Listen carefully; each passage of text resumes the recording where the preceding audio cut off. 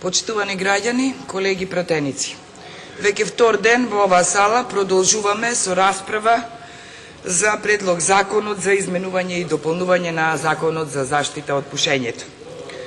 Со овој закон за заштита од пушењето, кој што е донесен уште во далечната 1995 година, се уредува начинот на заштита од штетните влијанија од пушењето, како и заштита на животната средина, забрана за пушењето во јавни простори и забрана за рекламирање на цигари.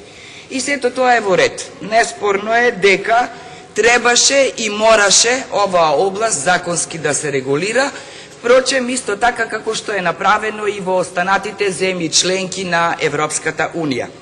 Грижата за здравјето на граѓаните и заштитата на човековата и животната средина се многу важни сегменти на општественото живење и секако дека на нив треба да се обрне исклучително внимание.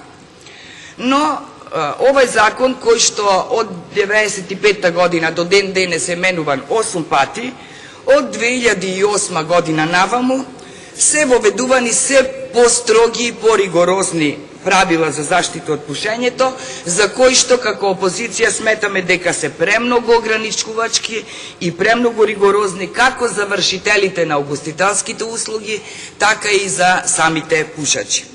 Имено како народни избраници, постојано сме во контакт со определени целни групи, меѓу нив се и целната група и разни угостители и собственици на угостителски објекти и впрочем од разговорите со нив и од проблемите кои што произлегуваат од постоечкиот закон за заштита од пушењето, произлезе и нашата идеја, односно предлог закон за изменување и дополнување на постоечкиот закон.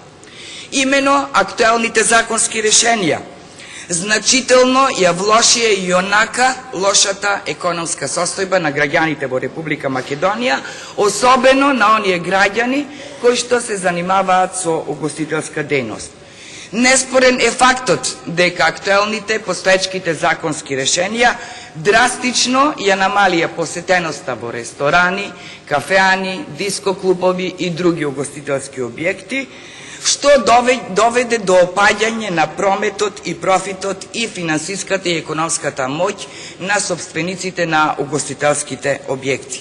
Тоа пак, од друга страна, доведе и до отпуштање на голем број вработени во оваа дејност, имено се калкулира со бројка од околу 8.000 луѓе, кои што во овај период од донесување на законот го загубија своето работно место. Факт е дека угостителскиот сектор доживеа драстичен пат на прометот, околу 75% од прометот кој што беше пред донесување на овој закон, особено во периодот кога се влошени метеоролошките услови, односно во зима, во доцна есен или во рана пролет. Од друга страна пак, токму во овој период, угостителските објекти, односно угостителите, имаат зголемени трошоци за електрична енергија, за затоплување и слично. Посебна приказна е тоа што верувам дека сите вие сте свесни, дека овој закон се применува селективно. На сите им е јасно дека одредбите од овој закон не важат подеднакво во сите градови во Република Македонија, ниту пак за сите угостителски објекти во градовите.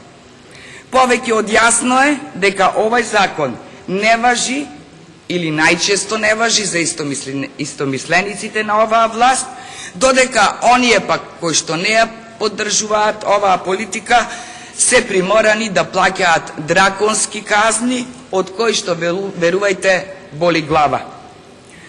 Она што е контрадикторно во овој закон е тоа што пушењето, секако надвор од деловниот субјект, како што се терасите, летните бавчи, ако времето е убаво и ако се подигнати преградите кои што се предвидени, како што се разни церади, најлони, стакла и така натаму, е дозволено и не подлежи на санкции, додека во исто време, ако за краток временски период се влошат временските услови, тогаш се спуштаат преградите и тогаш истиот локал, онаму каде што до пред кратко време беше дозволено пушење, се санкционира и тоа многу ригорозно.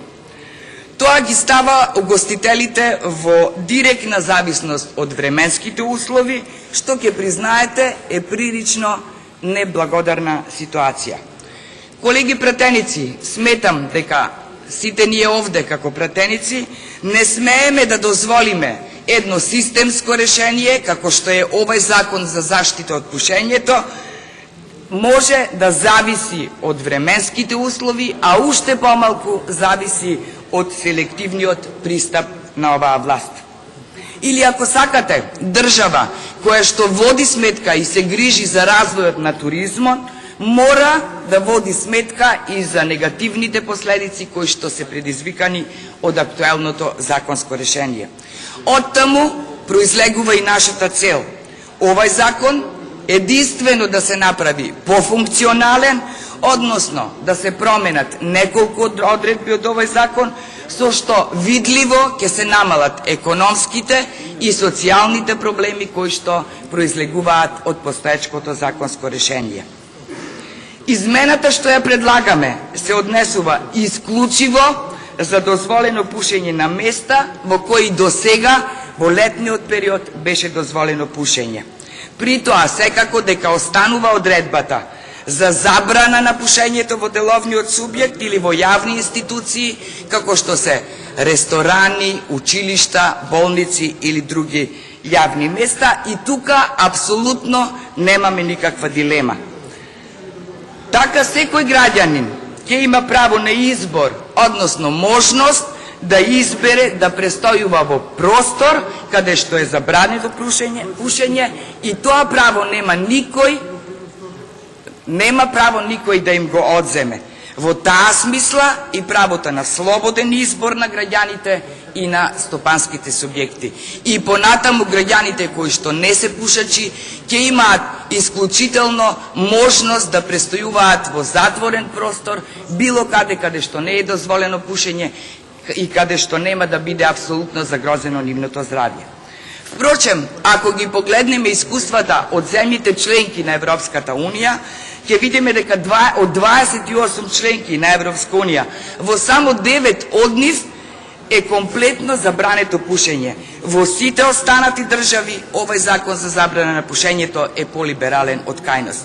Ќе го земам примерот со Австрија, Германија, Чешка, Данска и така натаму, кои што убедена сум дека и текако водат сметка за здравјето на сопствените граѓани, исто како што треба да водиме и ние овде.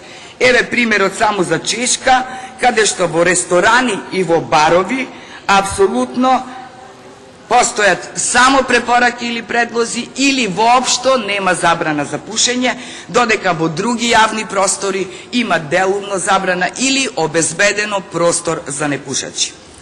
Ако направиме анализа што се добива, а што се губи со овај предлог закон, тогаш ќе дојдеме до следните заклучоци. Како прво, ќе почнам од непушачите. Мислам дека апсолутно нема да биде загрозено нивното право на избор и можност да престојуваат во простор каде што не е дозволено пушење. Ако погледнеме што добиваат собствениците на угостителските објекти, и тоа како, ќе видиме дека ќе имаат можност за зголемување на прометот и профитот, со што сум убедена дека ќе се зголеми бројот на вработување во овој сектор и дополнително ќе се создадат услови за поефикасен развој на туризмот во нашата држава. И ако на крајот ги погледнеме и пушачите, во чија што категорија морам да признам припаѓам и јас, тогаш ќе видиме дека на вистина ќе се ублажи со овој предлог закон дискриминаторската политика со овој закон. Според неодамнешното истражување на Американскиот институт за метрика и евалуација на здравството, околу 37% од граѓаните во Република Македонија или околу 700.000 граѓани се пушачи.